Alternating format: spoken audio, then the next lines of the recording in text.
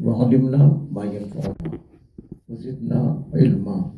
O Allah, benefit us through what you teach us and teach us what benefits us and increase us in knowledge. My dear brothers and sisters, Assalamu alaikum wa rahmatullahi wa barakatuh.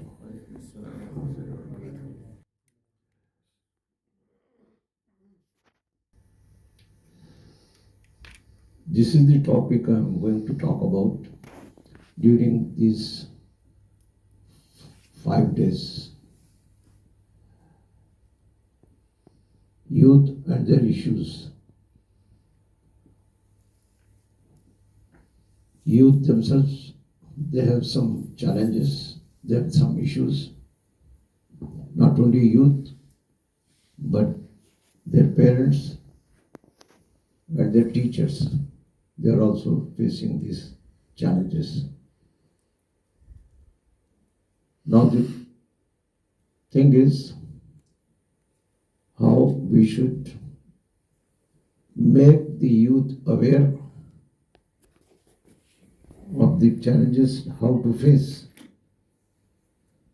as per the guidance from Allah subhanahu wa ta'ala.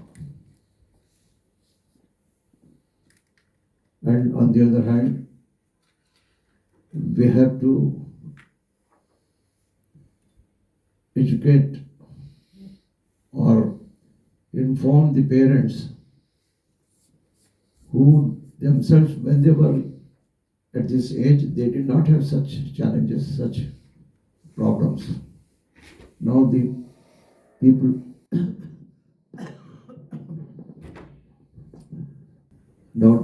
this young growing generation is having. So these are the things I'm going to talk about. These problems are not that there is a problem and I look at that problem and to try to give solution. Yes, I have to give the solution. But when we have some sickness, you go to doctor. Doctor doesn't give you medicine treatment only after seeing that you have a temperature. He wants to know what caused this temperature. He wants to diagnose what exactly has gone wrong in your body. This temperature may be temporary out of exhaustion. This temperature may be due to typhoid, maybe malaria, maybe cancer, maybe tuberculosis. So many reasons, possible reasons are there. So he asked questions and tried to go back to know from the patient the history. When did it start and how did it start? Now those things. On the basis of that, after doing this analysis, he will write the prescription. So what is he doing? He is digging the ground. Like a farmer, when he wants to throw seeds to grow plants, he has to till the ground.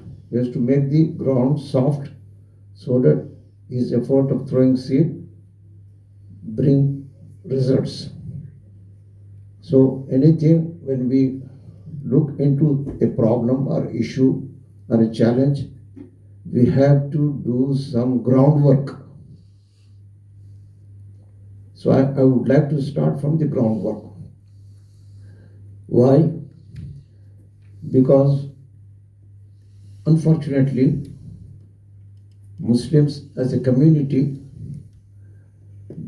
we are not interested in this groundwork.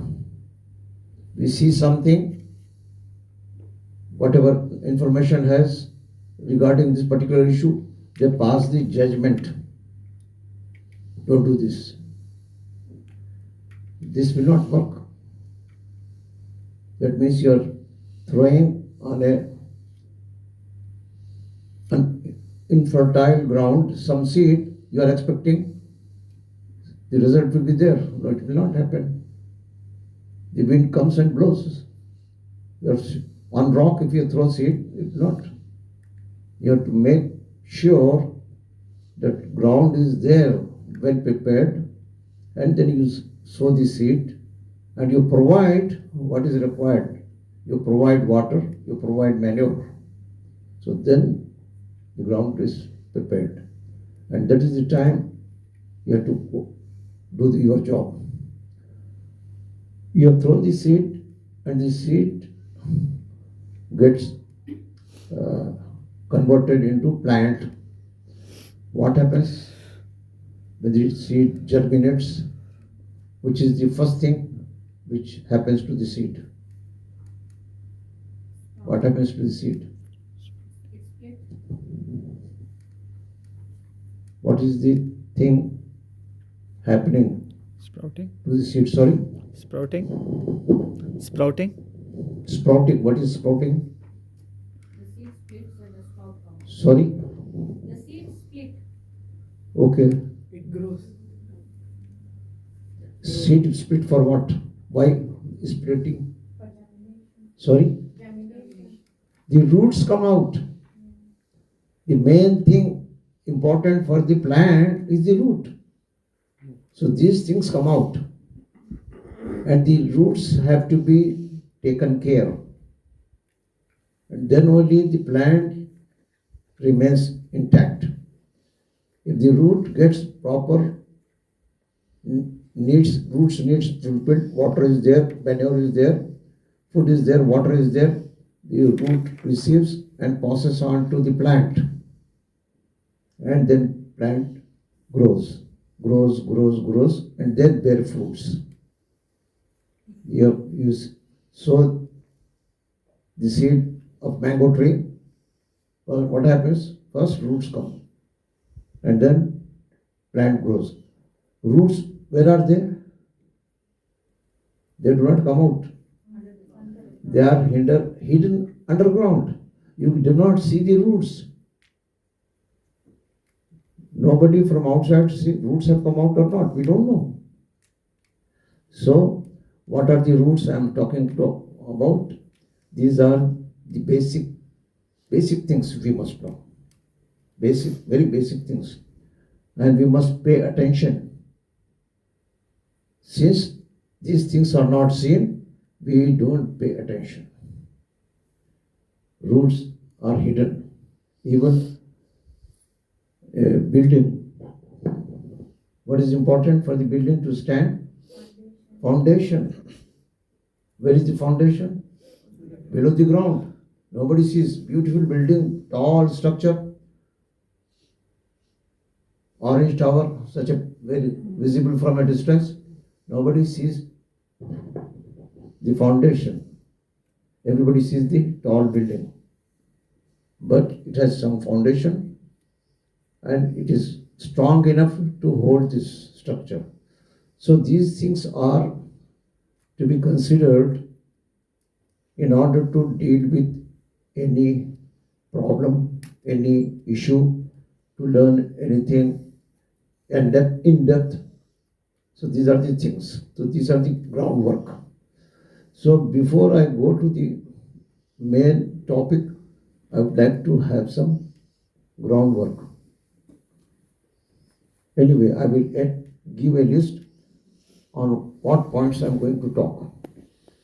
So first I am preparing groundwork. Groundwork means we are sitting here to share our knowledge, our experience, and learn how what we get out of this activity. Now we come to, after this groundwork, these areas which the topic youth and issues I have divided into 4 parts. Part A, it is talking about navigating through life with Islamic compass. This is a very moral compass, Islamic compass, religious compass, divine compass, creator's compass. natural compass. So navigating through life.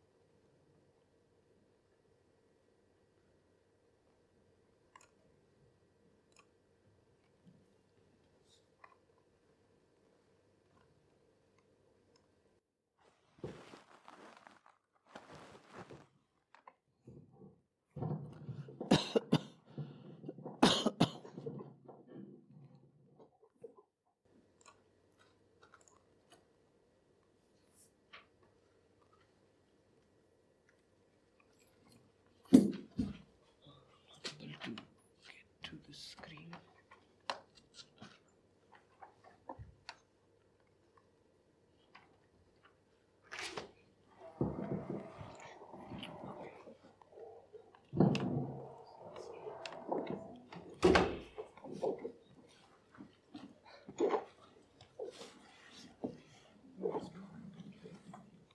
आप इधर आ जाइए। मेरे टूटा हुआ है। अच्छा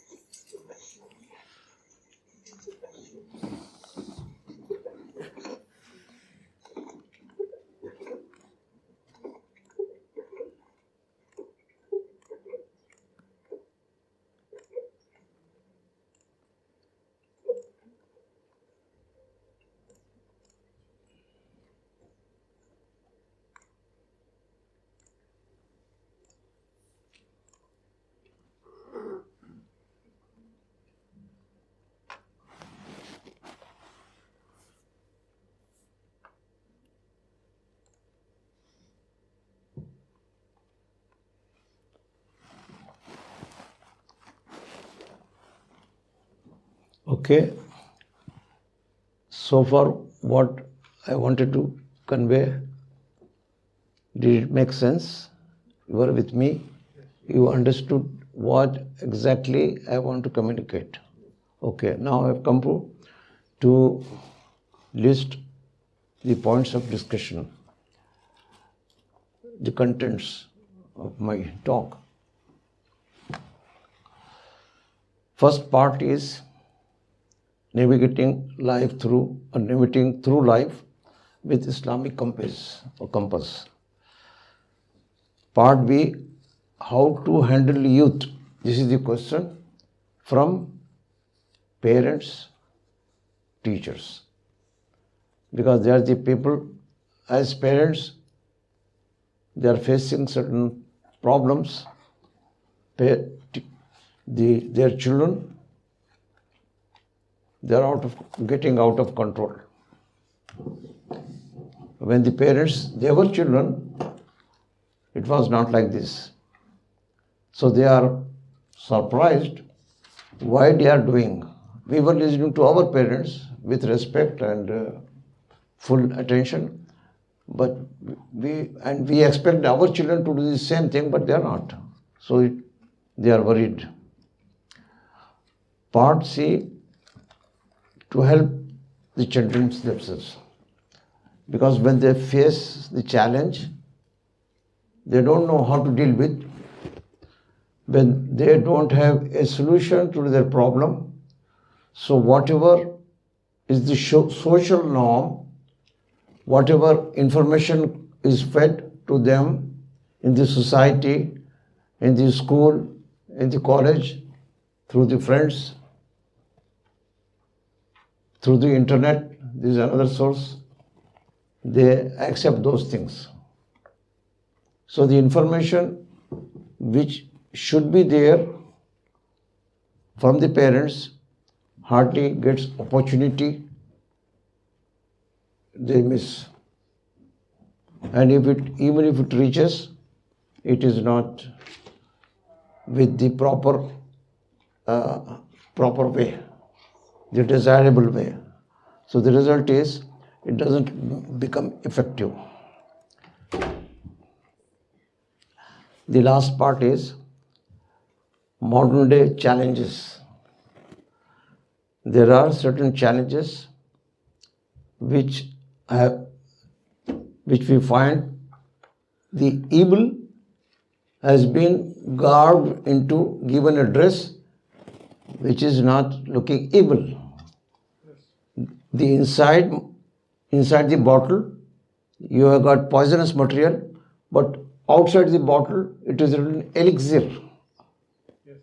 Means this is something required for your life-saving thing, the opposite way.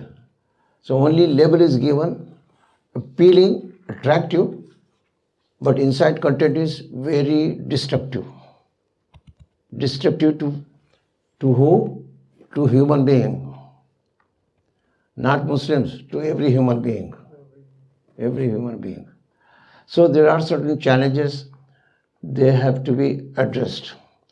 So normally what happens when we want to address the issue, the challenge like LGBT, we just straight go to LGBT without any groundwork. You are throwing seed on a rock and you expect plant to grow. No. You have to do some groundwork. You have to make the ground soft so that it can receive water and food and manure for the seed to grow into plant, and then plant is established. So these things are basic.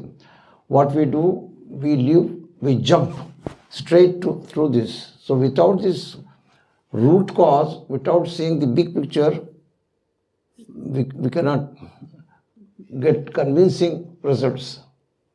We should convince the child when we are talking to child to understand. He is not convinced because the root is not receiving that particular food. So my strategy or my way is to start first things first. Basics, foundational things first. Address what is going wrong, the root cause, which caused all this problem. Doctor's example I gave. Doctors wants to know what is the root cause of this fever. There may be so many causes. Your headache. Headache can be caused by various reasons. But one medicine is prescribed. I am not a doctor, so I take headache medicine. It is not working on me. So I go to doctor. Doctor knows, sees your history and then prescribes. So doctor knows. So his prescription is the right prescription. If you take, it will benefit. Because he has reached that particular level, going to basic and finding out what is the problem. So he is addressing the problem. So it may take time and then you get healed. So every issue, every problem, every topic, we should adopt this. Unfortunately, we do not adopt. Why? Because we feel there is no need. There is no need. Why I should go to these silly things, trivial things? They are not important. Salah is important. I am praying. So why I should know all these details? If somebody misses the Salah or doesn't pray, why we should pay that attention? If we go to the root cause, then we know this is the reason, and then it will be effective. So this is the idea I want to address, because this is not conventionally done. Conventionally, we don't take this approach, going into deeper thinking. We don't want to think at all. In my masjid in America, a brother came and asked the Imam, Mufti, something.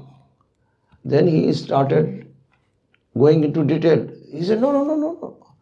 Just tell me, is it haram or halal? I said, that's what I want to explain. No, don't give me details. Say yes or no. I'm doing this, yes or no. Because he doesn't want to know. He was only jumping into the results. So how he is educated? If similar issue is there, he doesn't know the principle and he is following without knowing the principle, then it will not help. It will not mentally program him. It will not, his mindset will not be programmed to accept this intellectually, mentally, and feeling wise. He will just take mechanically like a robot and apply. So this is not the right approach. So this is area that we are not interested itself is a big sickness. Big sickness. Allah subhanahu wa ta'ala has given one important gift which is not given to anyone. What is that gift which is special with human being? Sorry? Intellect?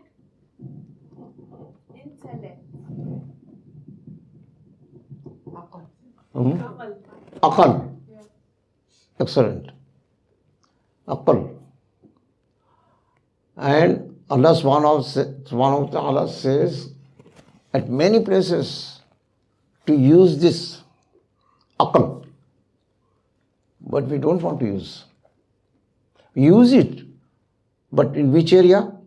In worldly matters. To make our worldly life better, all that analysis, seeing and doing great analysis, how to become rich, using legal means, illegitimate means, illegal means, everything. But I see that I'm smart, so I achieved this. We use aql. But if it comes to deen matters, no, I'm naive. My Maulvi Sahib is there or scholar is there, I will ask him, I get the reply, I will khatam. Nothing from my inside, from myself. My contribution is nil. This approach is not proper for a Muslim. Muslims have lost this ability to think. And this ability to think was very special feature of our predecessors.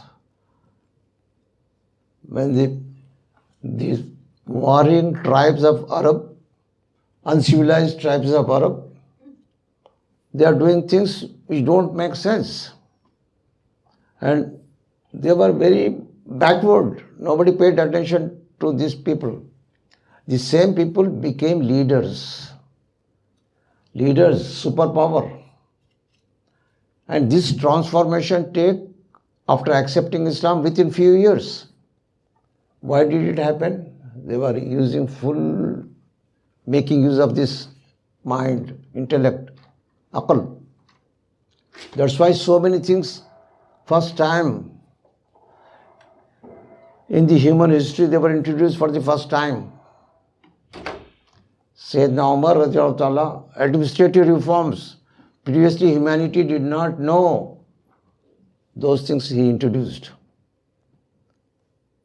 And then later on, we see a big list of inventors inventing many things, contributing to science, technology, medicine, military, art, literature. We became the leaders. In modern terminology, superpower. And we enjoyed this superpower status many centuries, 8 centuries at least. You may count 1,000 years. The superpower, Soviet Union, it did not survive even for 1 century. It collapsed in 75 years.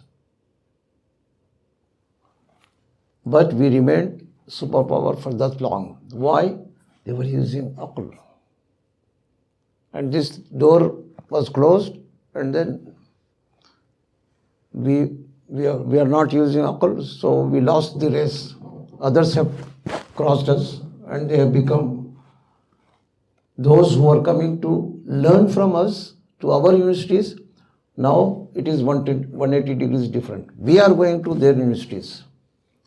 They are superior. You were superior, they were inferior. When Europe was in dark ages, this was the status of Muslims, very well advanced. But now Muslims, in spite of big number, very backward. And they are very forward, going forward. So, why this thing happened? The root cause. Aql, this aql which makes your iman strong. Because iman is strengthened through using aql, doing analysis, contemplating, pondering upon things. Why this happened and all this happened. So, what I want to say is, we should use aql. Any learning, we should have a deeper understanding. So, in the preamble, in the learning process, this I have given earlier also, there are some steps involved in general. But there are many new faces. For the benefit of them, I am giving this. But those who already know this, it is a sort of revision for them, refreshing. The first level I recognize as information level. What does it mean? Knowledge remain heard and retained without any further outcome of this knowledge. When we read books, we know something, that's all. Only theory, not beyond theory. Then comes when we have some knowledge, some information, I should understand what is it. So second level is understanding level. Understanding what? Whatever subject I have got the information about, whatever problem I have the information about, I have to do analysis and all those things. Understanding level. This level, there are two further levels. One is superficial. We have an understanding, but it remains skin deep, superficial. And we are contented with this. We do not want to go to next deeper level. How far we can go to deeper level? There is no limit. If you are studying Quran, there are scholars with superficial knowledge, theoretical knowledge. But there are scholars, until they die, they remain deep, going deep. They have read the Quran, they pass through the ayah 1,000 times. But at this point of time, he discovers some meaning because he is thinking mind. He is reading Quran with a thinking mind, so he discovers and he finds something.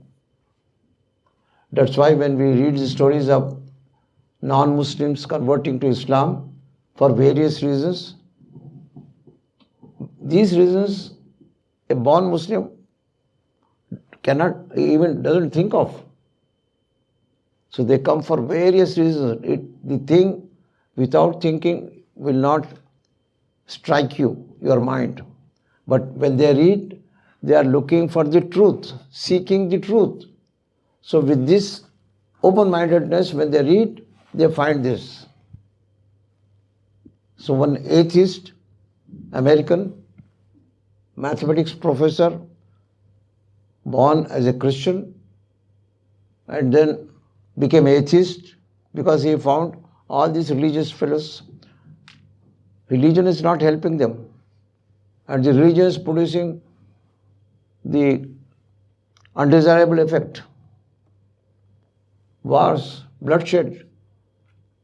So why religion? So he left Christianity. Why he became atheist? Because he did not have any alternative religion in front of him. And even there was Islam never in mind to be considered. Normally, a Christian, when he wants to not satisfied with the Christianity, studies which religion? Buddhism, Hinduism, spirituality. Whereas in Christianity, nothing there. Why not Islam? Islam is a terrorist religion, anti-Christian religion. So this is the impression. Who gave this impression?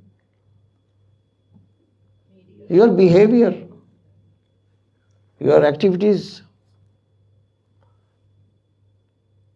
So you are responsible for this. So deeper level understanding is very important. Deeper level means do analysis. Try to go not superficial meaning, but when we read Quran, Quran is revealed by Allah subhanahu wa ta'ala, the creator. Alhamdulillah. Inshallah, we will resume back where we left. What we were talking?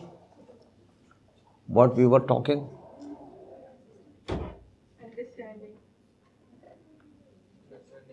We were talking in the understanding level number 2, and focusing on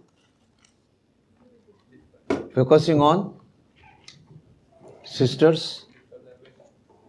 Are you with me? What I was trying to focus on with reference to understanding.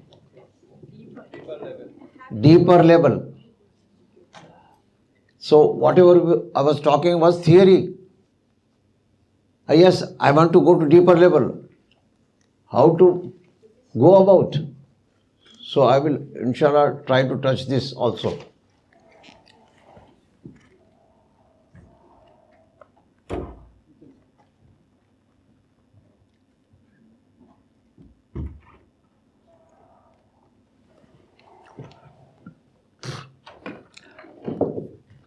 Understanding at a deeper level, what for? I have talked in so much of detail. What is the tool? This also I have talked. What is the tool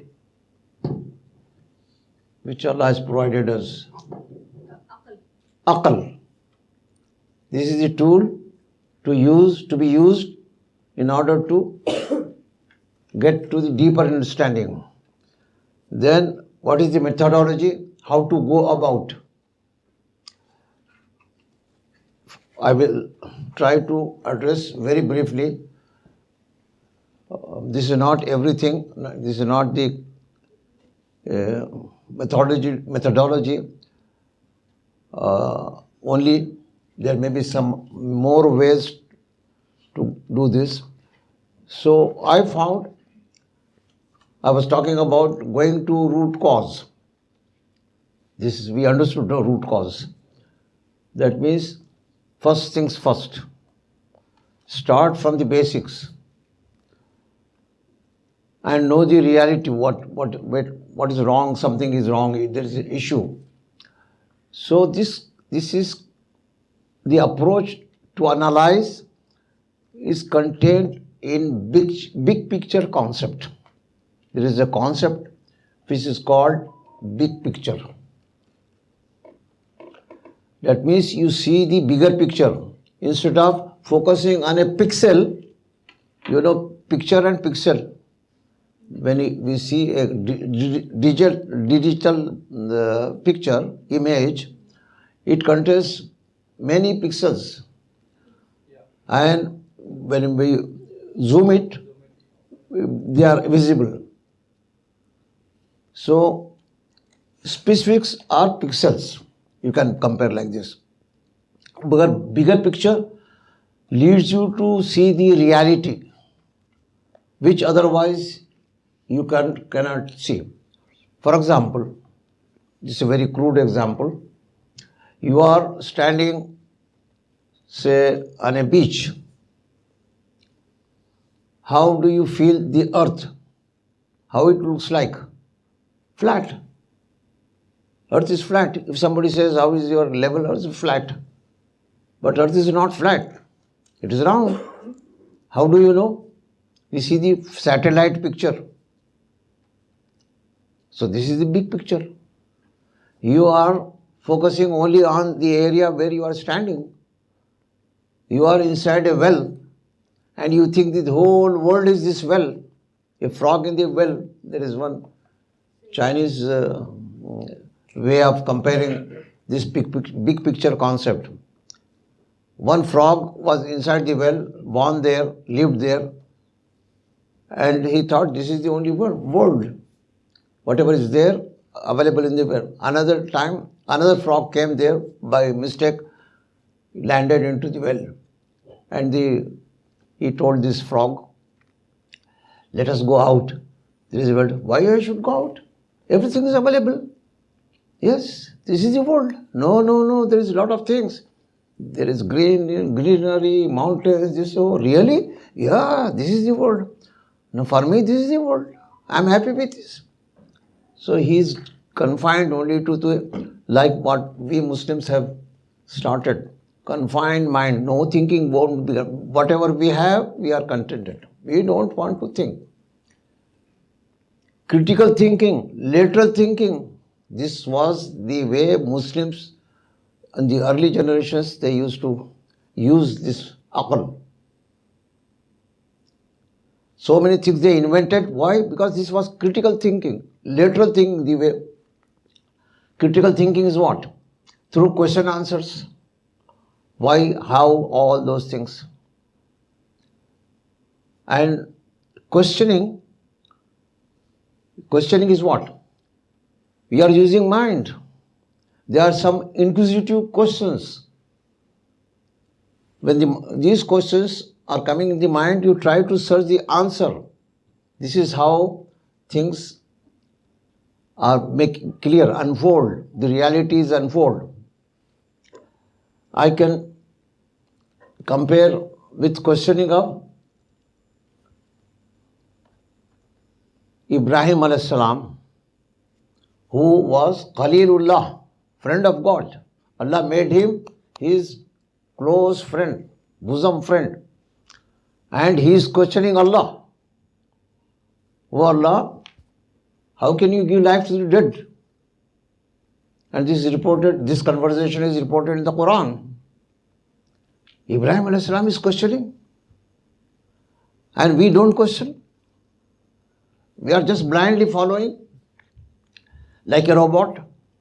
Press the button, robot starts working. No input from the mind. In Islam, questioning for the sake of knowledge, for the sake of faith, increasing faith, is a valid way. It's a recommended way, not only valid, recommended way to strengthen faith. So Ibrahim alayhi salam says, yes, I have faith, there will be life and death, but I'm asking you to make my Iman strong. Then the story goes that Allah asked to pick 4 words, kill them, mix them, and then live at different places and call them, they will come running. This is the questioning. So questioning is very important. That's why in my weekend school, this was a must. I instructed the teachers, encourage the children to question. And we find today, when the children question, the parents don't have answer. And they don't want questions from their children. So in one gathering in America, these mothers and parents, they were asking, how can we deal with such a situation? And they were trying to blame the children. I said, no, don't blame them. If they are asking, you should answer. Why don't you answer? Because they are not answering because they don't have answers. When they will get answer? When the question comes in your mind. The question comes in the mind, but you brush away. You don't want to think. So remain this knowledge which you gain at child's level in younger days, that means only information level, or at least if you understand superficial level, that is stuck. When you grow, physically, biologically, you are getting mature. But intellectually, you remain as a child. Your information about things in Islam are only at children level, not grown-up level, not adult level. There are many things which we become old and then we ask some scholar, some alim, this question has to be taught to primary school, very simple. And we don't pay attention because we don't feel the necessity. This is the problem which I want to highlight. And this problem is, one way to solve this problem is big picture concept. Seeing the big picture.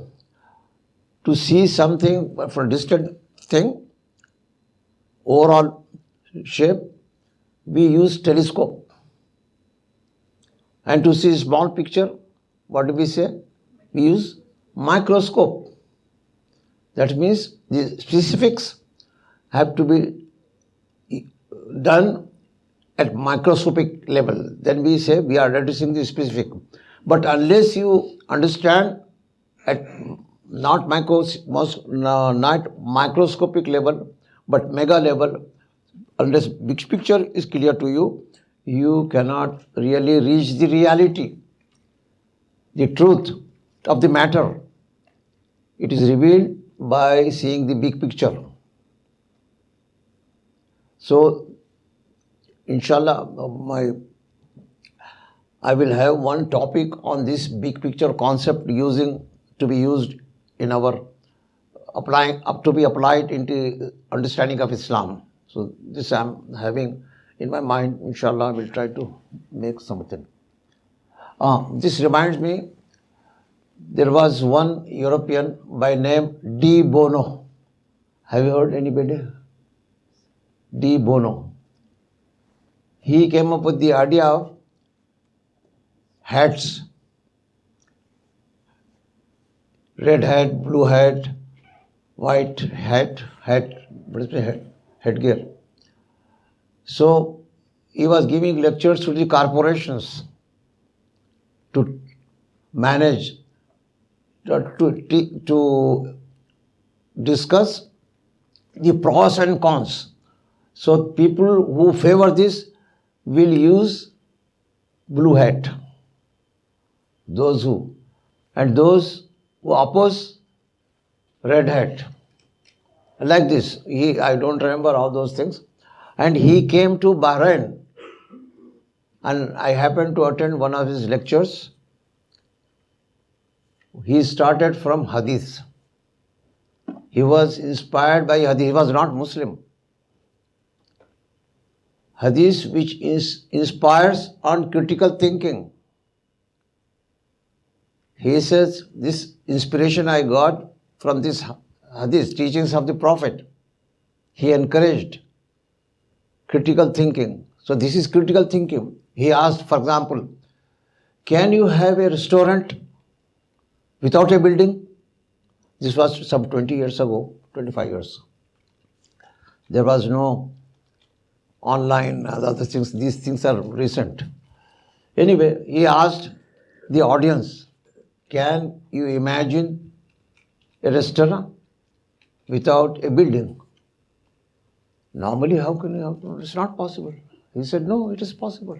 This is the critical thinking. Things which you do not see, do not have, you think not the traditional way, but lateral way. Why it is required and what we can do if this building is not available. You can cook and supply. If you employ someone to do this job, supplying to customers, okay, there is no need for building. So this is I give an example of lateral thinking and critical thinking. And critical thinking is a topic in corporate management lectures. This should be part of Islamic curriculum. Why this becomes outside? We think this is not Islam. Islam should focus only 5 pillars. This is our understanding about Islam. Islam is invite you to use aql. Use aql means you have to be innovative in approach. But apply this aql for positive things, not negative things. You can apply aql to go in the wrong direction. No, that is not correct. Use because Allahumma anfa'na bima 'allamtana wa 'allimna ma yanfa'una. Benefit is the beneficial knowledge is the knowledge of Islam. Any knowledge which is beneficial, this is the understanding of concept of knowledge.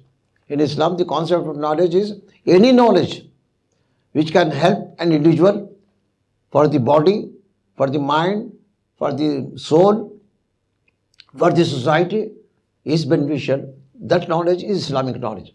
So all Islamic instructions, rulings are based on this concept. Beneficial knowledge, it benefits. So, but we have gone far away. So we have to understand this anyway. Then comes the following level, which why should understand when you get some information, we should understand in order to, with the aim of, objective of applying it to benefit. When you acquire beneficial knowledge to benefit, if you don't apply, you will not benefit. What is the use to waste so much of time and energy and money? When you don't want to benefit, apply in the real life situation, is of no use. So application in real life situation of that particular knowledge you gain after understanding. Deeper understanding brings you to the third level successfully. Otherwise you may be thinking, I'm applying, but you are not applying.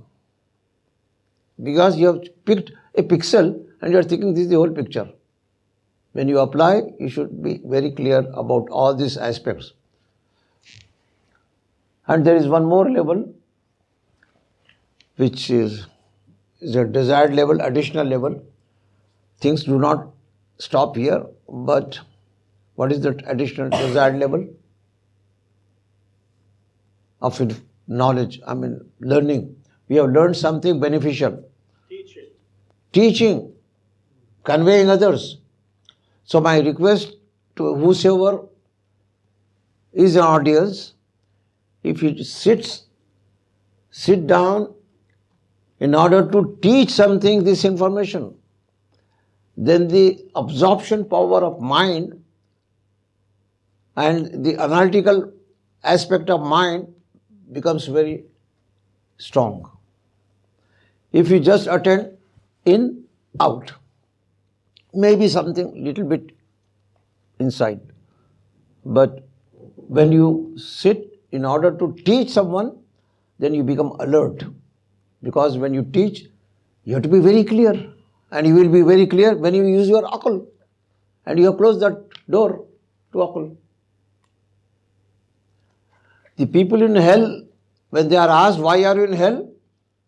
In Suratul Mulk, they are reported to say, if at all we have listened carefully, applied our mind to listen, not hear, but listen, and use aql, then we would not have been in the hell.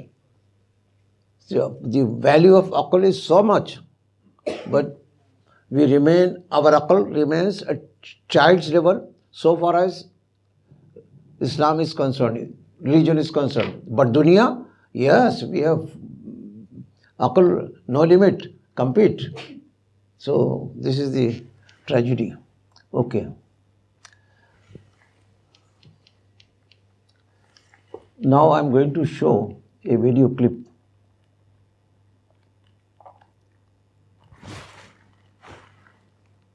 you need sound or just? Sorry?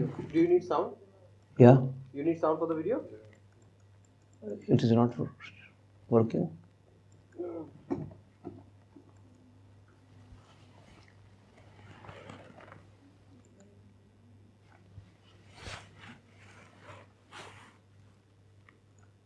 Oh, yes. It's 2 minutes video.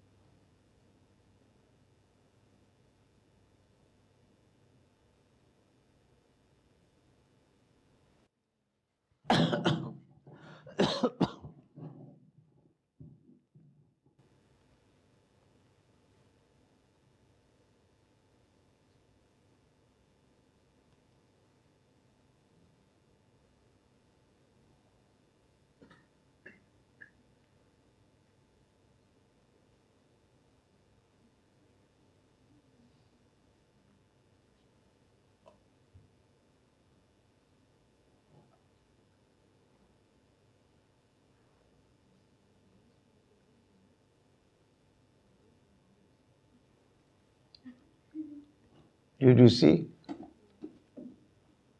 the activity of the child? Is there any lesson hidden in this particular video clip? If you just use this for entertainment without using aql, there is nothing. What is there in this? One child is there, went up, down.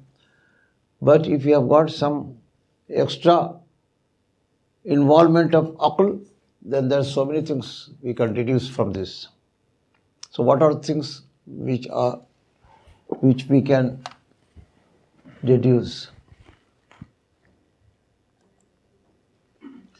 So this was a slide, of course, little different than this picture, in which there are two things.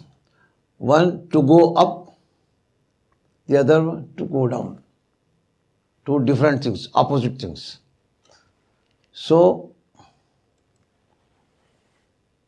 going up and going down. Okay. The thing which I want to get out of this, a lesson which I want to get, anything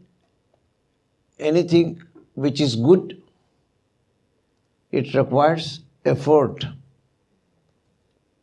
The child was putting efforts to go up. But when he reached on the top and sat near the slide, simple, nothing. He didn't do anything. For going up, he stopped, he was tired, is feeling tired, but while coming down, enjoyed. So this is good thing is resistance. In spite of resistance, he wants to go there. And he went there. And bad thing is pull. It's gravity. There are things to attract you, pull you down. So you came. And these are actually evil. Character of evil things is this. They pull us, attract us, tempt us. If you live on a multi-story building and the water has not reached your floor, you are living at second floor, the first floor person has a tank there and he receives water, but upper stories they have not received. So what is to be done? How can we make available? Either you take water physically, fill in some bucket or something, take up, or use pump. Pump, what is pump? Pump is going against gravity. You have to go against gravity. But if you go in the same gravity, water flows where? Water doesn't go up. Water automatically, if there's some slope is there, okay, water goes down. So why it goes down? Gravitational attraction. So these worldly matters which are attractive, they are evil things. They are attractive. There is gravity, attraction, pull. They pull you towards this. There is one force which is inside you, which has the quality to get pulled. What is that? There is something in you which is mentioned in the Quran, which has the quality, both the qualities it has, and the quality of going down or doing evil is because of this. There is attribution. Sorry? Saying Nafs al-Ammara. Nafs. Nafs has both the directions. Amara bisu, which prompts you to do evil and stops you. Nafsul lawwama. It pricks you. Don't do this. Surah Shams, this explains in detail, very briefly, nicely, comprehensively. Nafsim wama sawwaha falhamaha fujuraha. Fujur. First, evil is mentioned because there is a pull. Falhamaha, that means they are inspired with doing evil things. Fujuraha wo taqwaha. And this refers to good thing. So you have the potential to do this and do that also. So in these two, qad aflaha man zakkaha. Whosoever address the nafs to purify, that means purify is what? Overcoming this pull. Overcoming this pull is, that is the lawama helps in this. So nafs is the inner thing which is available to us. Aql is another thing. Aql, you are dhabir, you are conscious. There is hadith which say, whatever you are conscious, your aql says in the beginning of doing something wrong, don't do this. But since you close the door or you used to it, you become numb. You become summun, bukmun. So that is no more effective. So you keep doing. One dacoit was caught. This is a story. and he was involved in murder and all those dacoity and stealing so many things, and in the process he murdered also, shot somebody.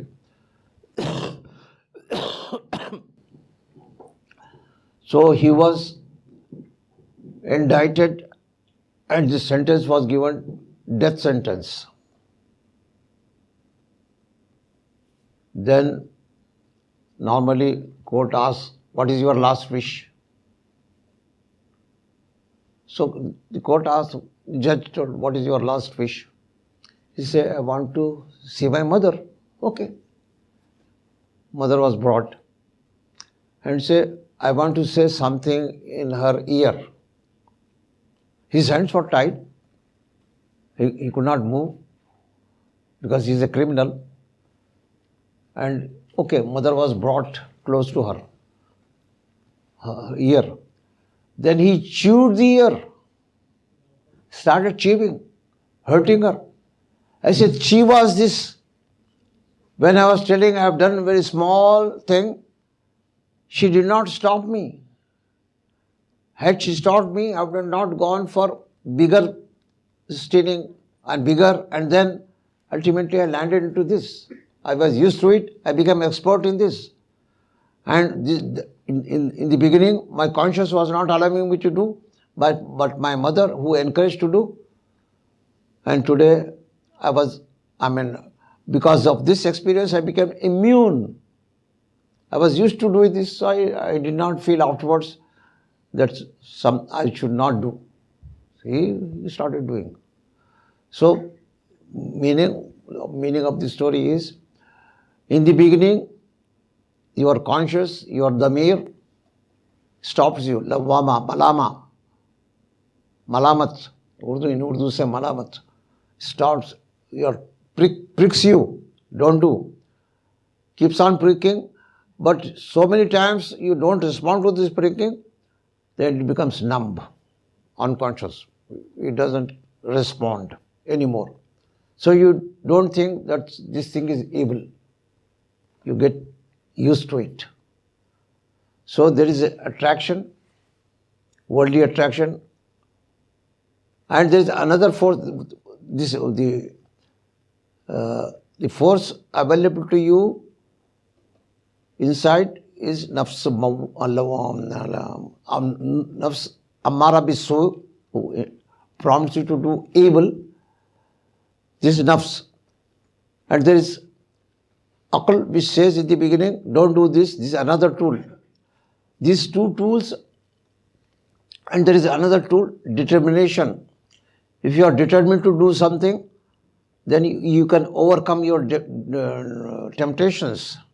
So these are the tools available to us, inside us. There is one tool which helps you to do this. And this is a very dangerous tool, which is outside tool. What is that tool? Outside you, outside your body, and lot of temptation, I am pulled to do evil. Sorry? Shaitan.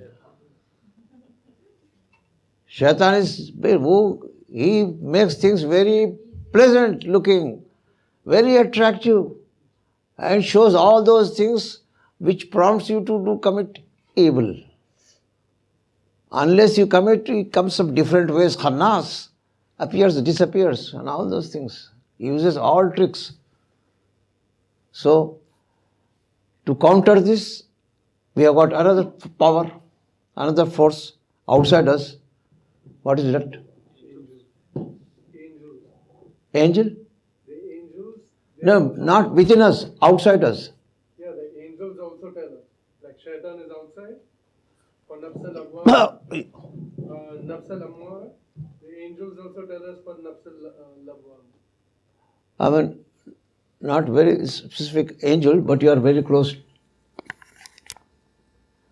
Who can protect from this shaitan? Allah.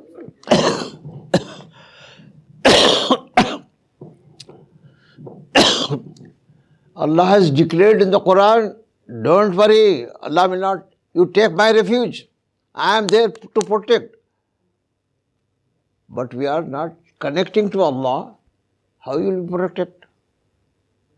Why do we say, Auzu billahi minash shaitani rajim? See, I am being attacked by shaitan, oh Allah, protect me. Then what Allah says? Once you come under my refuge, she cannot do any harm to you. It's very clearly explained. Shaitan cannot work on you. And shaitan himself has said, I will not be successful, I will fail for your people who are conscious of you. That means who are connected to you. So this force is very important force. Connection with Allah. And Allah has provided tools in your daily life to be connected to Allah subhanahu wa ta'ala. You can establish strong connections and shaitan will not work. What are the tools which Allah has provided? Salah. Very important tool. Zikr. Zikr, Quran. These are all tools to connect you to Allah subhanahu wa ta'ala. Salah is obligated. You have to. Even if you are not, do not have khushu, wudu, and participation of your spiritual existence, mechanical, doesn't matter. Even then, be connected. This is a must. This is a ritual connection. But there are other ritual connections. What is the easiest non-ritual connection to Allah? Dua. No, it is ritual. Dua, zikr. Dua, zikr. Yeah, zikr. When we get up in the morning, you get connected to Allah by what? Saying what? Adhkar. Alhamdulillah alladhi ahyana ba'da amatana. When you start eating, what do you say? Bismillah. When you drink water, Bismillah. When you finish, Alhamdulillah. These are all connections. But these connections have to be conscious. What you are saying, you should use your mind also at that moment. I am getting connected to Allah. So thus will bring the effect of the connection. Realization. Morning and evening askar for the protection also. What is it today? She's saying morning and evening at God. Sorry? She's saying morning and evening at God can also protect us. Yeah, Askar, there is no limit. Remembering Allah in the Masnoon Azkar, Mustahab Azkar reported in the Hadith, they are there. So many, there is no limit. You can, whole day you can spend. But the Azkar are not limited only to those things. Anything which comes to your heart, you can express in your own language. This is dua. Dua is zikr. Dua is also zikr. Dua is remembering Allah to solve my problem. I don't memorize dua, so I have to I cannot, how, no, it doesn't, no, there is no need to memorize dua. Dua is coming from inside. You make dua, get connected. Allah knows every language. He is not dependent on only Arabic. Allah is not Arabic speaking. He has chosen Arabic to communicate because Arabic is the most suitable language to be the language of the revelation, which is going to address all times and can be communicated to whole humanity. So those characters do not exist in other languages. It's a very comprehensive, rich language. That's why Allah has chosen. Some meaning of some word, they were not understandable at one time. They become understandable next time. Now science is revealing the meaning, actual meaning by understanding that particular word used in the Quran. So Quran, language of the Quran, this is Arabic and language of the Prophet Sallallahu Alaihi Wasallam, his whatever teachings are also very comprehensive, very small things, expresses very comprehensive way, very covering many aspects. You can derive, if another language you want to express, you have to use many sentences. But Arabic language, this is expressed in a very short. When I use my language to express my problem in my language has itself some limitation. But if I use Arabic, this limitation is not there. And another advantage is I am getting connected to Allah's language, Rasul's language. So this is added advantage if you use Arabic language. But it's not must. You can do dua in your own language. If you are restless, you need help, that's all. You just get connected to Allah. If you are feeling tempted to certain thing, you know your nafs al-lawwama is stopping you. But the attraction is so powerful that you cannot resist. You need help. At that moment, say, oh Allah, this is my situation, I don't want to do, but something is happening, my nafs is prompting me to do this. So you can help me. Then you will see something will happen, definitely you will be saved. Allah is musabbabul asbab. He creates the cause which can save you. So this cause is available to me at that time. Whereas surprisingly, you cannot imagine something happens, strange way, and you say, Subhanallah, I could come out from these problems. So connection with Allah is the key thing. And when we have daily involvement in our worldly activities, which is a must, world is created for this, it's a must, and we have responsibilities, commitments. So worldly activities, we should not get involved so much that you forget Allah. But we are human beings. We are forgetful. Adam a.s. was forgetful. Because of that, he ate the forbidden fruit. So forgetfulness is part of our nature. So we forget. So Allah knows this. That's why He has made 5 times salah. When you get up, the first thing, salah. If you do not get on time, whenever you get up, you have to do. You should not miss this altogether. Do this. Then you are involved in day-to-day activities, earning livelihood, working, gaining knowledge, so many things. So enough time is given until noon. And then by the time when we are getting involved, we become unmindful of Allah. So then another salah. And then onwards, salah and salah until you sleep. Before sleeping, salah. And it is recommended after salah, you should sleep. You should not be awake unless you are awake for the sake of Allah. If this is the reason, okay. Remaining awake is okay. But I am watching TV, there is some serial going on, I am enjoying that. I want to be awake, I am chit-chatting, gossiping with my friends. And the gossip is just praising your own doings, condemning others, doing ghibah, all this part of gossip. And this is not correct. That's why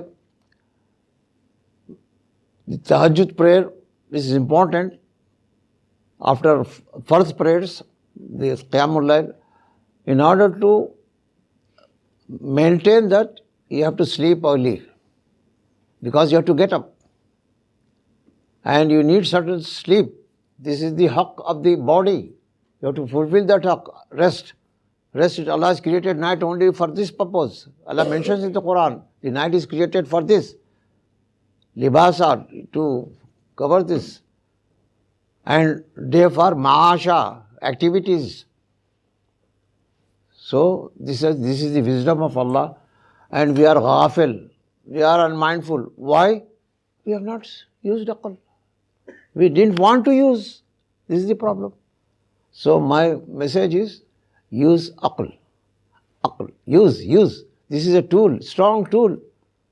It will improve your iman, your faith in Allah. You will improve the connection with Allah, and you are protected. We don't face all these problems. We have today's problem. The root cause is we have lost connection with Allah. This connection of Allah, with Allah is maintained. Many things, 50% of the problems are automatically solved. Our children are no problem because we are not connected with Allah. We ourselves are not connected, so how we can our children be connected? So the mistake lies not apparently why this fellow is not praying, why he is not, no, he's praying. There is a basic problem at the root level. This problem is to be addressed at a bigger level. First things first. This is, we are missing. We are focusing only on a pixel, only microscopic approach. It should be bigger approach. Start from main. First things, most priority thing first. And Islam is spread by this, first things first. Iman first. Salah, which is most important activity. If you become Muslim, you cannot miss Salah. In no way you can miss Salah. But this important activity was not made obligatory until Isra and Miraj. Why like this? Because before that groundwork was required. The Prophet was spending 11 years almost to prepare this ground. When Iman is there means my heart is soft enough to receive the instructions and follow the instructions, apply this in practical life.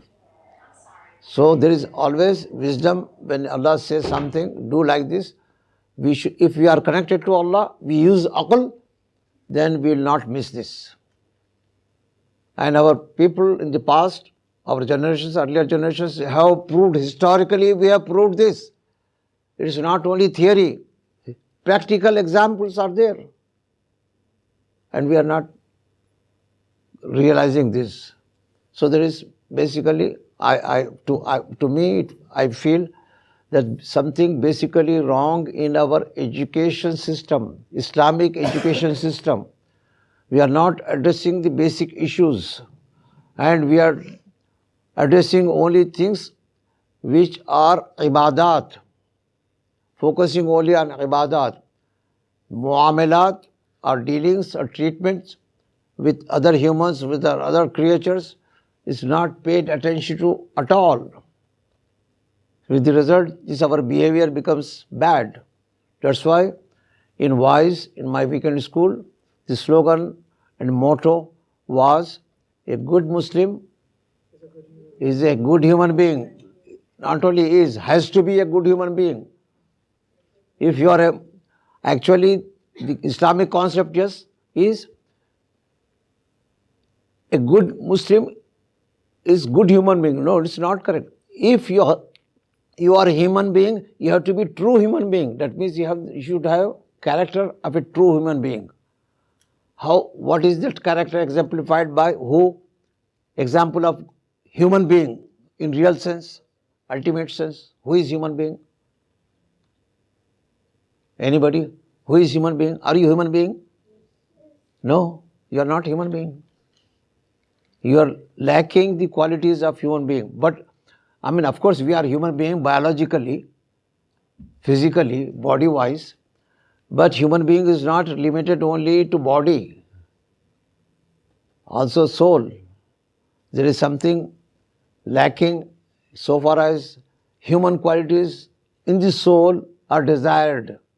So I am talking about an example of a human being. That means, in other words, good human being. In other words, best human being. Who is that? Prophet ﷺ. The first example is the human being was created and placed in his hometown. What is that hometown? Jannah, paradise. This is our birthplace. This is our citizenship. We are citizens of Jannah. and we should go back there. Allah wants you to be there. Allah is trying to all do these things, whatever He is giving instructions. You agree? Why He is doing all this? To see you back. Inna lillahi wa inna ilayhi rajiun. We belong to Allah and we'll go back to Allah. Allah is telling Himself. So, these things are not known to us. So, the example of the role model for this human being is Prophet ﷺ, perfected. The very purpose of Rasulullah ﷺ, there is a tradition, he mentions, there is hadith, that very purpose of my bi'atha, why I have been given this prophethood and raised as a messenger, is to perfect your humanity, your akhlaq. This is the main purpose. The purpose was not to grow beard.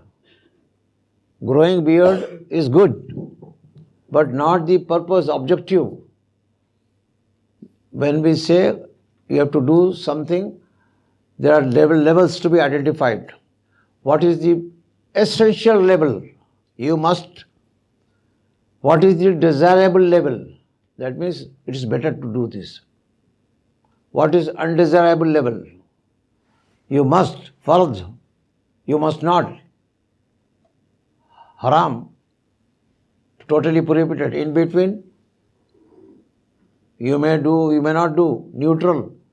And in between this and fard, mustahab. That means recommended, desirable. The other side, makruh, undesirable, detested, disliked. So these are all gradations. Similarly, in the Sunnah, Prophet ﷺ, we should imitate Prophet ﷺ in everything, in appearance, in akhlaq, behavior, for which he was sent to us. And he emphasized this is a must, whereas he did not emphasize for his making sunnah in appearance. I give the example like a human body. What is the most important thing for human body? To live, heart. To remain alive, heart. It doesn't mean that you have to take care of only heart. Your body, your face, your hair, your appearance, you have to be presentable.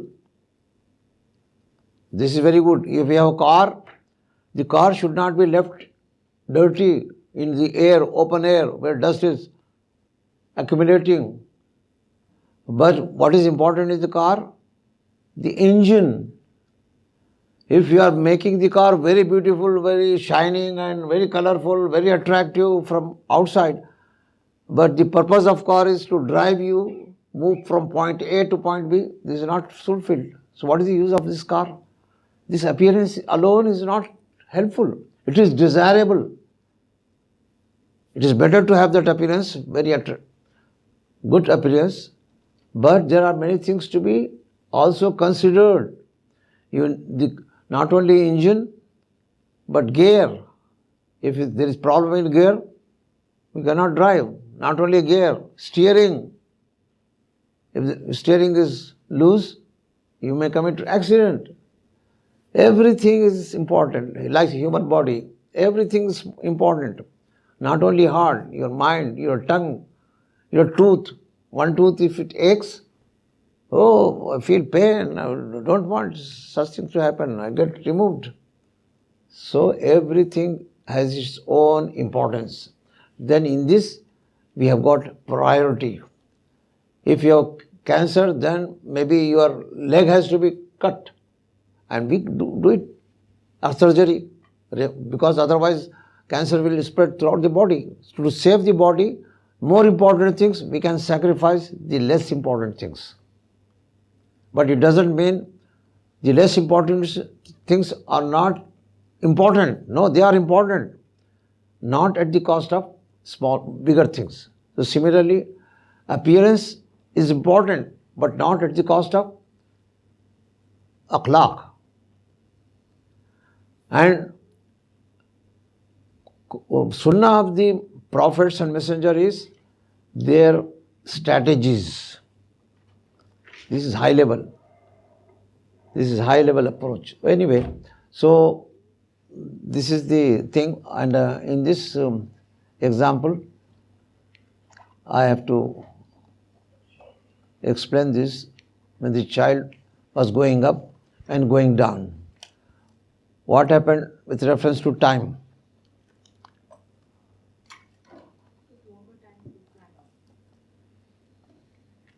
It took time to go up. What about this? No time. Acha, effort? Yeah, you had to put effort to climb up the stairs. It took time for the child to reach the top, and he made efforts to go up. He was feeling tired. He was not happy, as happy when he came down. And enjoyment. There was no enjoyment. It was an uphill task, we say. Very difficult task is uphill task. There is no enjoyment. We don't enjoy going up. Going up the hill, there is a lot of risk, lot of trouble, lot of challenges you have to face. So there is no enjoyment. On the contrary, when the child was coming, time, no time. Effort, no effort. Gravity was enough to pull him down. Excitement, yeah, tremendous. He was very happy. He will do again. The parents will bring him again. They want to see child happy. So this is thing. Then let us have some examples. The up arrow, I am referring to good in life, something good in life. For example, I want to be a millionaire. I mean, it's a good thing to have money. Okay. What about time? How much time it requires? Maybe whole life you cannot accumulate a million. Whereas spending, no time. One check issued, khalas, your bank balance is zero. No time. What about effort? You have to put so much of effort, so much of hardship, labor to accumulate money, to spend money, no effort. You go left and right, you buy, that's all. Enjoyment, no enjoyment in becoming millionaire. He is struggling at the cost of his family, at the cost of his time, at the cost of his comfort. He is struggle. But in this case, enjoying. Spending, enjoying. Another example, building. You want to construct a building. Will it take time? Yes. It cannot be built in overnight. Effort? Yes. It needs efforts. Enjoyment? That the building requires the activity of building constructing the building. There is no enjoyment. They have to put labor to make the building. But on the contrary, the building doesn't need time to destroy. One dynamite is enough. Khalas. One go, boom, whole building collapses. Destroyed.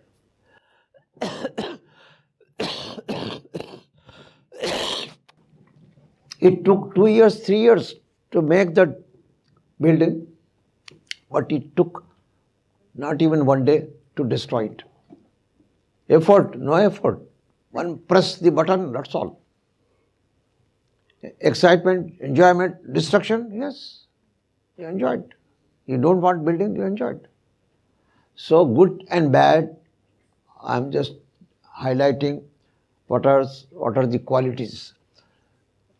What does it, in other words, it means if something looks tough, difficult to achieve, means it is good. That's why this difficulty is there. But if something is very tempting, you are enjoying, and it's come very easily, and there's an opportunity, do this. There is an opportunity to steal. There's an opportunity to commit a sin. Then I'm tempted to commit sin and shaitan will help you. Enjoyment. Doing bad has enjoyment. But doing good, no enjoyment. So if something easily obtainable, no efforts needed, but enjoyment is there, imagine this is nothing good. I should keep away myself.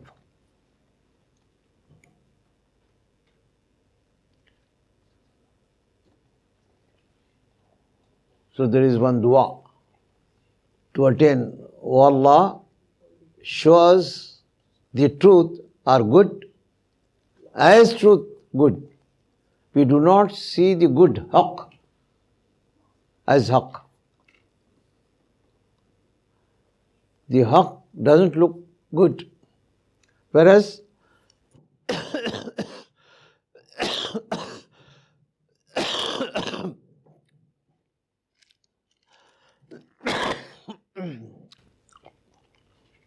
the falsehood or the evil, it looks good.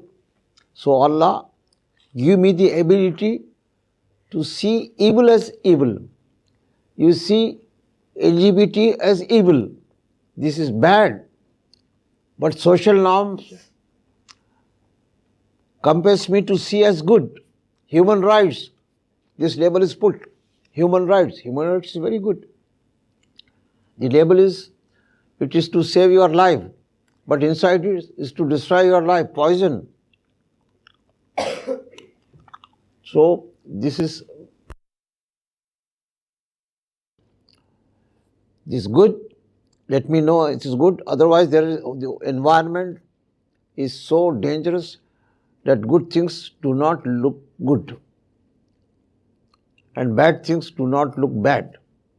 So I am deviating from this right thing, doing right thing.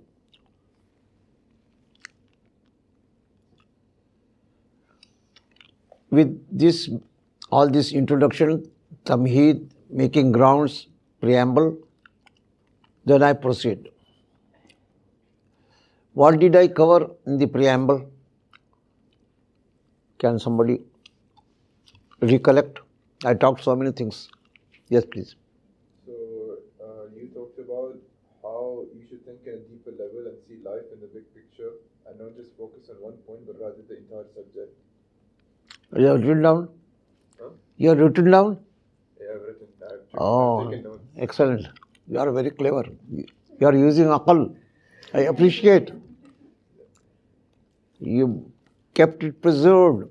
And you also talked about how we can control our desires by remembering Allah and seeking refuge from shaitan with Allah by giving examples such as nafs al-lawwama and remembering Allah when you have the temptation of doing so. And you also gave us an example of how it takes effort to go up, but once you want to go down, it's very easy. It's like building a connection with Allah subhanahu wa ta'ala. It takes effort, but once shaitan tempts you, you go down. So the message comes after all these explanations. So give me the message of all these points which I spoke. Message. That is important. But clarification of the message, all that blah blah was required. Yeah. You have taught us how to make a foundation. Good. Good. Foundation is very important. And we are oblivious of this. We are unmindful of this. What is the reason? Why we are unmindful? Why we are? Why we are unmindful of the first things first, basic things first? Why don't we adopt this?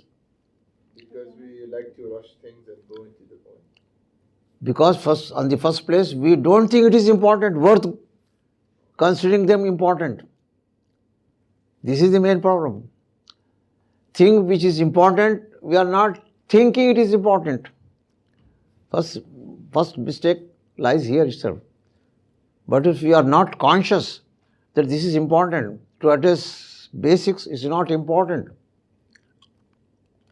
So this is, yeah, go ahead please. Yes. So Alhamdulillah, I hope things made sense, and this approach is not traditional approach, because this is a boring approach. Boring in the sense that whenever we hear anything from a scholar, we get motivated and emotional, and we go, yes, my iman is stronger now, I will employ. But what I am talking is boring. To use aql, what is this simple thing? It is not Islamic. There is no weight in this particular thing. So this is the thing which make things boring. That's why dua. Allah, this is not boring. Make me think this is useful, provided I really understand this. So this is the approach of deeper understanding. In order to stand, in order to have an insight, deeper understanding, I should put efforts. It's not easily understand the deeper meaning. This comes with the help of Allah. So connection with Allah is basic thing for any activity in life, birth to death. The child is already remaining connected to Allah from the birth. And this connection gets loosened due to influence of the environment he sees outside in the home and the society outside, slowly disconnected. But every child is connected to Allah, born on fitra. Fitra is nature. So, this is a message. I'm sorry if it is not, you are not enjoying or it doesn't make sense to you. But I encourage you to think about what I'm telling is important. Your thinking such are not important, we should not be in the curriculum wasting time. No, it's not wasting time. This is the groundwork. The whole knowledge, higher knowledge, if these things are missing, this approach is missing, then this is not benefit you as it should benefit, as Islam wants to benefit, as our predecessors, earlier generations have benefited. Not only benefited themselves, but the whole humanity benefited. King Charles, he acknowledges, King Charles of UK, when he was prince, from that time he always talks about Islam. He is from Oxford University, he gives lectures. He says the Europe or the West owes its success and progress in science and technology to Muslims. Without them, we would not have been in this shape. He has given lectures on this account. So these are open-minded non-Muslims who acknowledge this. So why they were successful? Because they used their mind. So I'm talking about using mind, and so far we have not used. So it's not attracted, you are not attracted, but put efforts, slowly, you will understand this, you will benefit from this. This is what exactly I have done to myself. I was also a traditional Muslim. I never invited non-Muslims to Islam.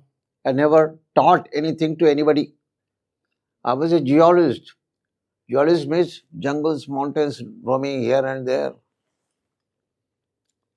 Rocks for my laboratory. Mountains and this thing. Then Allah gave me chance, and that chance when I availed, I put these questions. So, questioning mind, it helped me to grow, to bring this level. Questioning mind, like Ibrahim alayhi salam, questioning mind. The youth has a questioning mind, but this questioning mind we suppress. We don't allow the youth to ask questions. No, this is the mistake. Let the youth ask questions, and you should answer those questions. These questions, answers are available convincingly only in case you get a good grasp of the issue. And good grasp comes from telescopic approach to macroscopic approach. We first start with macroscope, so we will miss the reality. Reality is obtained from telescopic approach, but big picture approach. And then you come down to the issue, exact issue, specific issue. So, but we just straight land into specific issue and pass judgment. If we agree, he says it's a very good thing. If you don't agree, no, it is bad, very bad. There is no such thing. So, understanding deeper means seeing the complete picture. When we say, I draw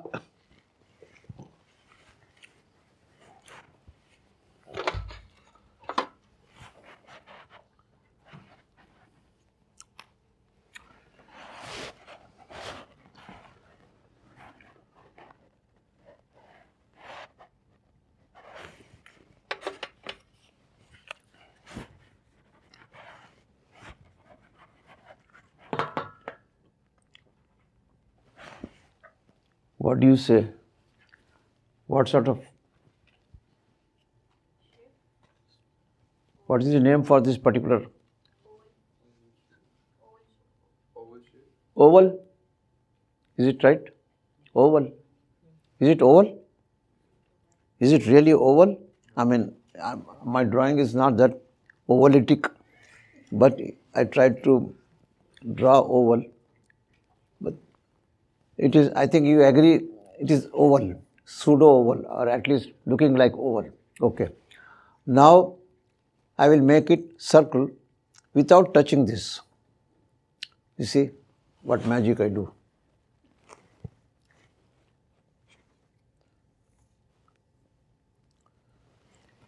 What is this I have drawn? A cup. And this part of the cup is not oval. Then why it is seen as oval? Why not in this picture oval? Because I am seeing this particular shape from the side. I have an angle to look at. So if I look from the top, this looks perfect circle. When I have a cup, the cup has the top perfect circle. But when I sit from an angle, the circle becomes oval. So this is the angle, the perspective. If you have complete picture, then you get the reality. If you see only from an angle, or if you focus from one angle only, total thing is not understandable. In order to understand the whole picture, in order to understand and reach the real picture, then total picture is to be seen. The reality is obtained by big picture concept. This is an example.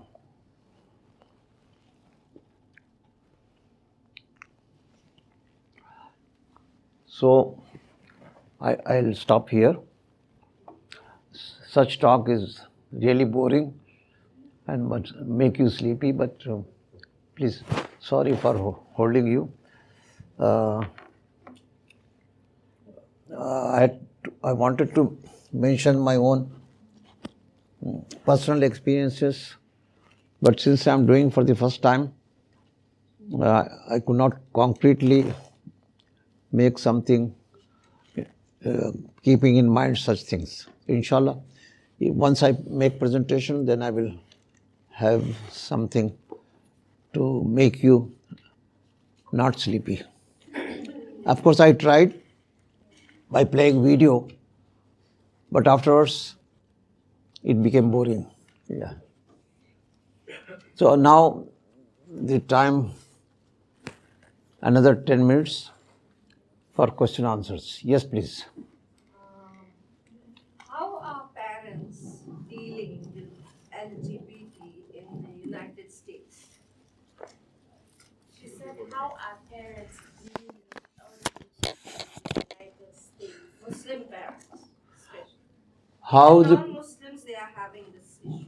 how the parents should deal with LGBT? Yes. This is specific. This is, you are talking about straight the specific things. I mean, my whole introduction to this particular topic, the youth problem, is to guide you to see the real picture, complete picture, first things first, and then inshallah, part B, this is part A, navigating through the Islamic compass, and then part B, I will cover this. Actually, specifics I have kept for fourth part. First part is our life, dealing about navigating through life. So what is life? So I have to deal with, we are talking about life. We live in this world. So we have to talk about this world. If we understand the world, then things will make sense. This is a bigger picture. If you straight go to LGBT problem and you don't know what is the purpose of world, what is the purpose of all these challenges, there are some meaningful challenges. Something is happening with some purpose behind this. So those things we have to look intellectually and keeping in mind the bigger picture. So I am going to inshallah address from this angle. So I want to talk about navigating through the Islamic compass. Number 2, guidelines for the teachers. Number 3, guidelines to the youth. Youth have their problems, but they cannot express to parents. They feel either shy or afraid to ask, because outright they will be rejected. They know it. They don't dare ask. And this is the third part. Then I come to certain specifics. One is LGBT. So there are so many things, but inshallah, whatever I can make it, I will share with you. These are my thoughts, my approach. I hope they are helpful, because my presentation is lateral thinking. Lateral in the sense non-traditional. In any Islamic lecture, these things are not addressed. They are addressed, no doubt, but very scholarly way, not connected to day-to-day application in life. They are theory. The knowledge which we get is theory only, not applied knowledge, not in the sense of practical application in daily life situations. I want to understand all these things in practical terms, how to apply, how to implement in my life. So these are the things which I give little importance to start with. So I'm making attempts. I'm not telling that this I have succeeded, but it's only an attempt and my trial. May Allah guide me. Inshallah, Allah will guide, because I am doing for the sake of Allah and not for anything else. If you agree, it's very good. I feel I'm good. If you don't agree, my request is, tell me why don't you agree. If things do not make sense, please point out to me. Maybe I'm wrong. I will correct myself. But you have to point out to me, this is why I disagree. Then we can discuss, and discussion is always good. Discussion opens to see things from different angles, not one angle. If the same glass I see horizontally, there is no circle. If I put like this, then I see this mouse, how it is. When I see like this thing is not visible to me. This is an angle. The way you look at it, things, the angle or point of view or perspective, this is important. So I accept only one perspective which comforts me and think this is the right perspective. This is the mistake. There are many other perspectives. I have to evaluate whether my perspective is near to truth or there are other perspectives. We have so many religions in the world. When I say my religion is true, this claim doesn't make sense. Every religion, the people in the religion says, this is true religion. Christians say, our religion is true religion. We have the Savior. No other religion has a Savior. We have this Jesus as Savior. And they are convinced. And that's why they do missionary work. In far off places, remote places, unthinkable places, they go, they take pains. Because they are convinced with the truth. What from the angle they see, that looks truth. Hindus, yes, they adhere to their religion very strongly. Staunch Hindus. They are idol worshippers, doesn't make sense, but still they are adhering. Why? They think this is the true religion. This is the oldest religion. It has survived so many 5,000 years. If there is no truth, it will not survive this long.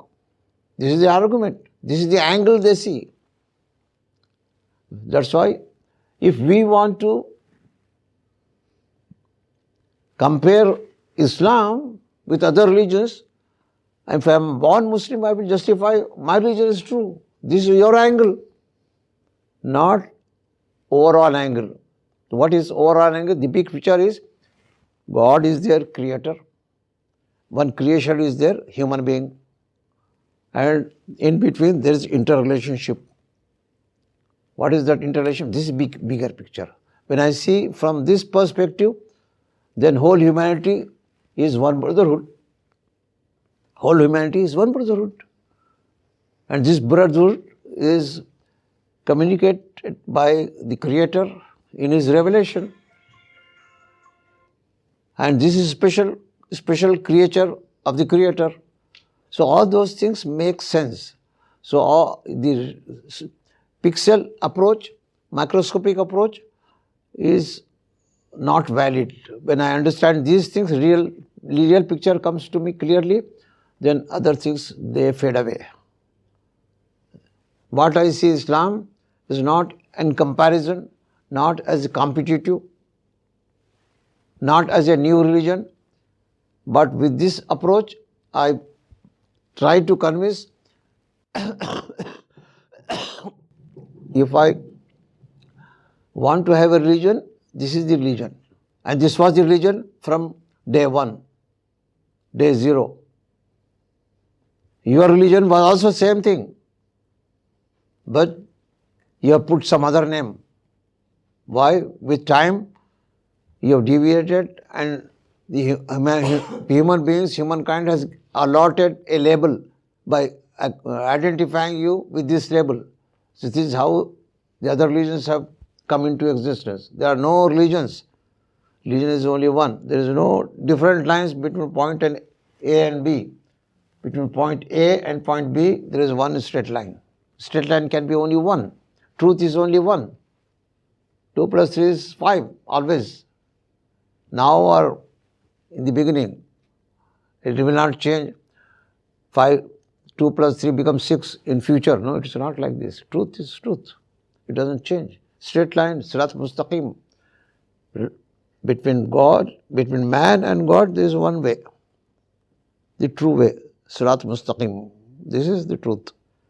If you accept this, this is what we want to convince them to accept this. We cannot force them, but you have to approach in a way they are convinced. So this is lateral thinking. This is the way, not traditional thinking. Traditional thinking, a born Muslim always considers they are other religions. For me, they are not other religions. They are the glimpses from the original Islam. They are the remnants of the original Islam. They are the leftovers from the original Islam. One line, straight line. So it's a deviation. This is a red line on this board. This deviation coming away with time, the two lines, one straight line, another deviated line, is making an angle and distance is going greater with when the line is proceeded further with time. This is time. Suppose this is time. A to B, one point to another point. So this approach. It makes sense, gives big picture, and convinces the people of other faiths. And this is my personal experience. We debate with people. I don't debate. I say we are all one. How? I prove that they cannot argue back. So this approach is I consider right approach, because by this approach they are convinced. They don't feel that they are on the other side. They don't feel they are in the other camp. I make them feel we are together. We are not on opposite side. We are not having a tug of war, pulling each other. No. We are on the same side. There is no question of tug of war. So this approach is very useful. And all these things, I arrived by this sort of thinking. And this thinking is not my thinking alone. I got this thinking based upon evidences from Quran and Sunnah. So whenever I have present some concept, I have the basis, Quran and Sunnah, the creator and the example of application of his commandments. So this is the approach. And then the other side is making sense. Aql is involved in this, not blind following. So I hope and I expect, I encourage to use aql and the more you are inclined to use aql, then more you start using it. Otherwise, it's not required. I'm okay, my things are going smooth. What is there? There is no necessity. No necessity is not, right now there may not be necessity, but in long run, this is important, this is necessary. So, he arrived, so that means time is up. So, yes. Yes, please. For the sister who asked about the children and parents, what is this?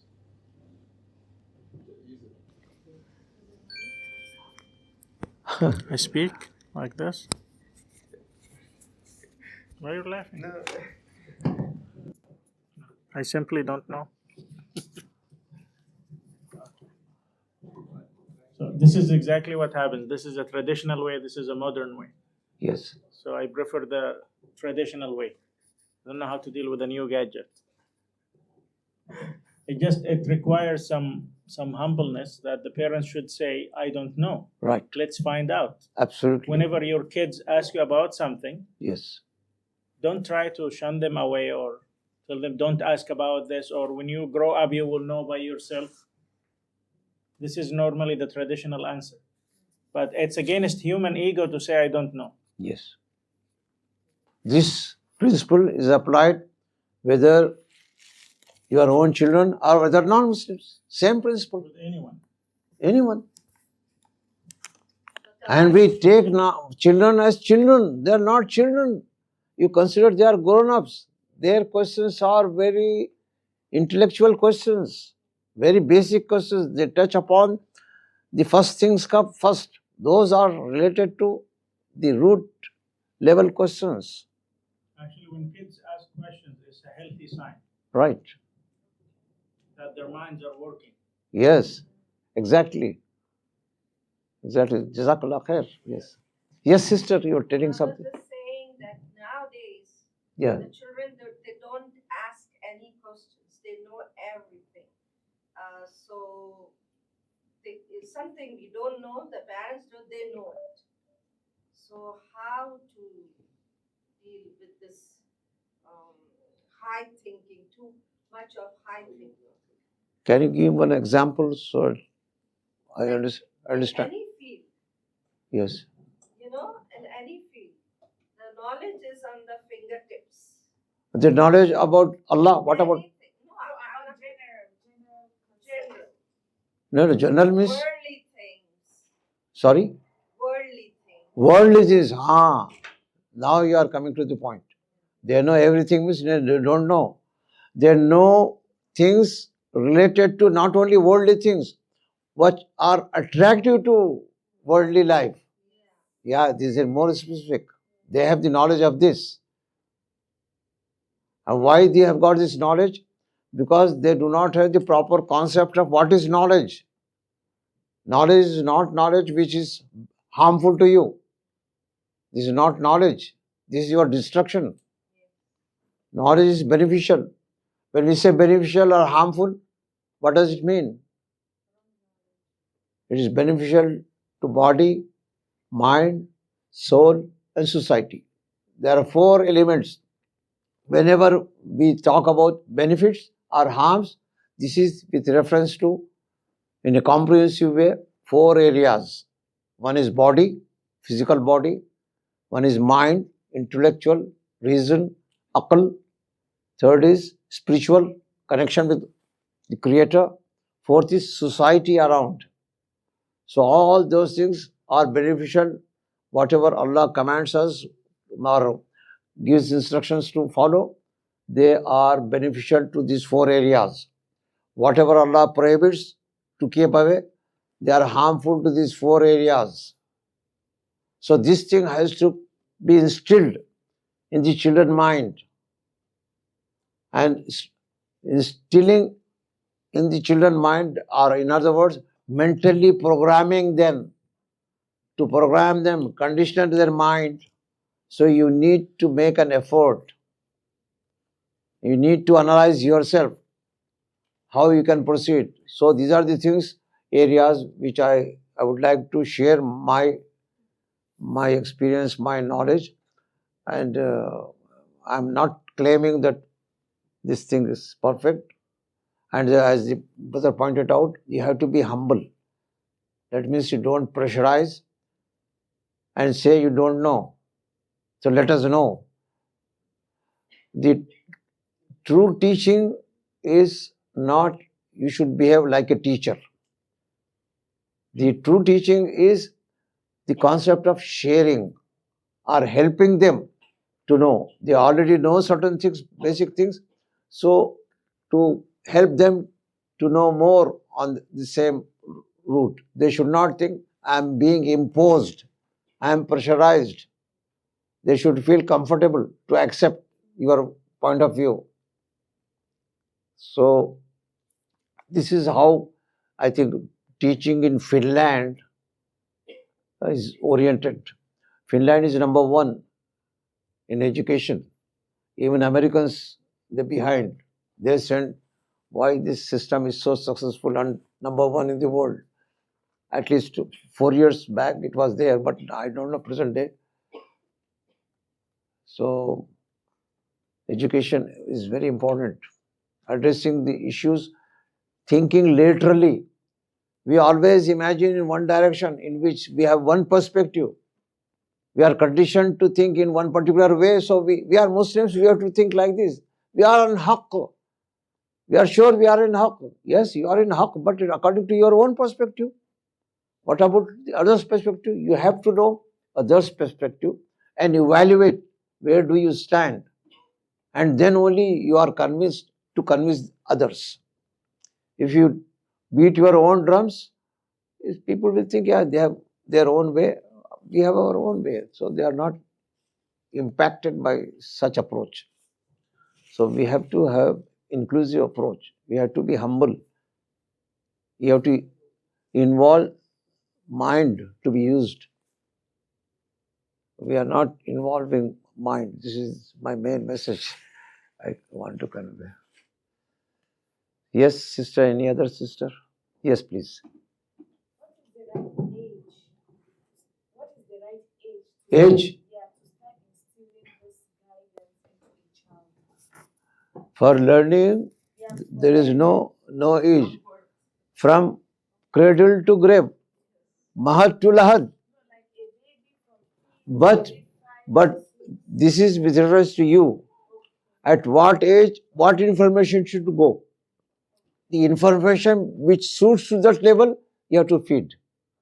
Not the information, for example, Allah. You want to teach your child Allah. But if you teach the child Tawheed Uluhiyya, Tawheed Rububiyya, Tawheed Asma wa Sifat to the baby, he will mug up, he will ratify, but he will not understand. So, what is more important for educating a child? To familiarize with the name of Allah and instill the quality of love for Allah. This is the primary thing which is to be addressed. Because the child is already experiencing love, loving mother, caring mother. The child has already experienced. So cash upon this. So talk about love. Allah loves you. We love Allah. So this is starting point at that level.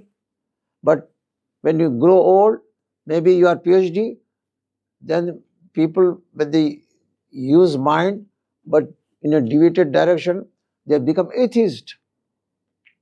So you have to address at that level. Topic of Allah covers those aspects at a different age, but not at the lower age. Lower age, only familiarity with the existence of Allah, loving Allah, love and these qualities should be instilled first. Like comparing with, for example, mother, child knows mother's love. Child always depends on mother. Any other human being comes to help, child will not accept. Go straight to mother because trust in mother. Similarly, the trust in Allah will be instilled in the child. When you talk about Allah, only this information, love, focus on love. So this is very effective. But other level, as the intellectual capacity grows, come to those issues. So it depends on what benefits. Beneficial knowledge, we say, what is beneficial knowledge? Beneficial at this particular age. It may be beneficial as an adult, but what is the use? No. Give information to the adult which is beneficial to him. Give information to the kid, small kid, which is at his level, it is beneficial. So these are different levels. We have to see any issue, any topic, any problem to be addressed with reference to the receiving capacity, the kid or any other person, maybe kid or a non-Muslim, whatever.